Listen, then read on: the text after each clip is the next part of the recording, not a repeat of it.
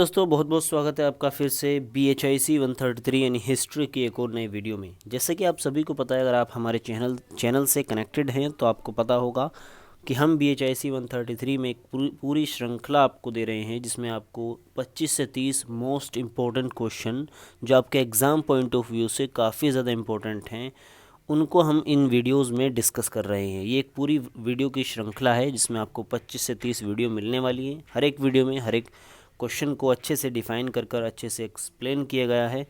तो छोटी सी वीडियो होती है और अच्छे से उसको आपको देखना है। आपका परसों एग्ज़ाम है 31 मार्च को, उसके लिए ये एक अच्छी पहल है। ठीक है, इससे पहले मैंने कुछ वीडियो डाल चुका हूँ, आगे भी आती रहेंगी। परसों तक आपको सभी वीडियोस मिल जाएंगी। तो चलिए आज के क्वेश्चन को देख लेते हैं। इस वीडियो में जो क्वेश्चन लिया है उसको देख लेते हैं। इतिहास लेखन की अरबी व फारसी परंपरा की प्रमुख विशेषताएं, यानी इतिहास लेखन में अरबी व फारसी की जो पुरानी परंपराएं अपनाई गई, उनकी प्रमुख विशेषताओं के बारे में हम यहाँ पर जानेंगे। मुगल काल में फारसी साहित्य 16वीं शताब्दी। फारसी इतिहास लेखन की एक लंबी ऐतिहासिक परंपरा रही है। मध्यकालीन भारत में फारसी भाषा एवं साहित्य का विशिष्ट स्थान था। फारसी भाषा की न सिर्फ प्रशासनिक कारणों से बल्कि समकालीन इतिहास लेखन में भी प्रमुख भूमिका रही। यद्यपि भारत में इतिहास लेखन की परंपरा को नज़रअंदाज नहीं किया जा सकता, फिर भी मध्यकाल में इतिहास लेखन को इस्लाम की शानदार धरोहर माना जाता रहा है। परंतु इसके बावजूद मध्यकालीन भारत में इतिहास लेखन की जो परंपरा देखने को मिलती है वह अरबी, ईरानी और हिंदुस्तानी का एक तरीके से मिश्रण है। ठीक है, वह अरबी, ईरानी, हिंदुस्तानी भाषाओं का मिश्रण है। इसकी विशेषताएं कुछ इस तरीके से हैं, जैसे कि राजनीतिक घटनाओं का विस्तार से इसमें वर्णन होता है। इसमें विस्तार से राजनीतिक घटनाओं का वर्णन होने लगा। उदाहरण के लिए बरनी की तारीख़ फ़िरोज़ शाही एवं मिनहाजुद्दीन सिराज की तबकाते नासिरी आदि में यह देखने को मिलता है। अब घटनाओं की तिथि क्रम पर विशेष जोर दिया जाने लगा। ठीक है, जब से इन भाषाओं का इस्तेमाल होने लगा, अरबी, फ़ारसी और ईरानी, ये इनका मिश्रण रूप इस्तेमाल किया जाने लगा, तो अब तब से क्या हुआ कि घटनाओं की तिथि क्रम पर विशेष जोर दिया जाने लगा।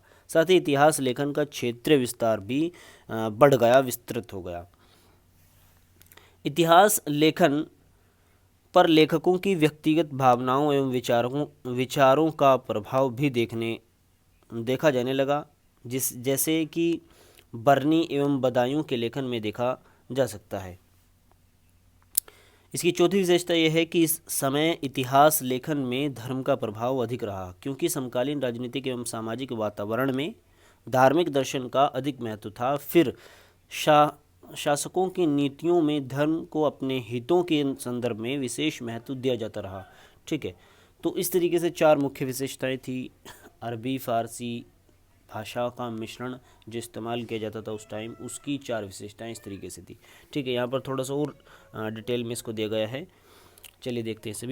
यद्यपि सल्तनत काल में इतिहास लेखन का पर्याप्त विकास हो चुका था, परंतु 16वीं शताब्दी में मुगलों के अंतर्गत इतिहास लेखन की परंपरा और अधिक व्यवस्थित एवं सुदृढ़ हुई। इसका दायरा विस्तृत हुआ, साथ ही विविधता भी बढ़ी।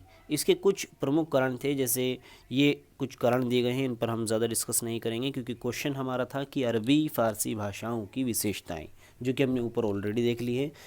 इसमें मैंने थोड़ा सा और लिया है आपकी बुक से, ये कहीं और से उठाया था मैंने। और कुछ फ्रेंड्स हैं जो इंग्लिश में PDF वगैरह मांग रहे हैं, तो मैं आपको बता दूं, मैं ये एक सोर्स से मैं इनको नहीं ले रहा।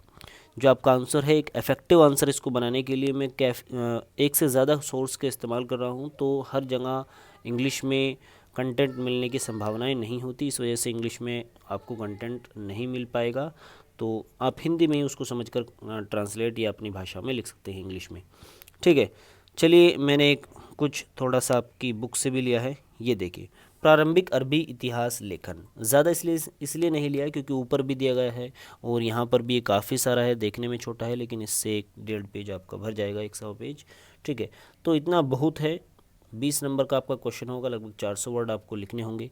ठीक है, प्रारंभिक अरबी इतिहास लेखन। वैज्ञानिक इतिहास लेखन अरबी में इस्लाम के दूसरी शताब्दी 8वीं शताब्दी ईसा पूर्व से प्रारंभ हुआ और पैगंबर साहब के जीवन तथा कार्य से जुड़ा था। इसके पहले सूचना के स्रोत के रूप में सिर्फ स्मृति बैंक मात्र ही था। दूसरे धार्मिक परंपराओं में स्मृति बैंक हजारों साल तक जीवित रहते हैं, किंतु इस्लामी परंपरा में इस्लाम के पहली शताब्दी के अंत के बाद यह लिखित स्रोत से बदला गया। इसमें संदेह नहीं, मानव मस्तिष्क में अतीत की सूचना को संजोकर रखने की अनोखी क्षमता है। फिर भी लंबी अवधि सूचना और घटनाओं को नष्ट भी कर सकती है।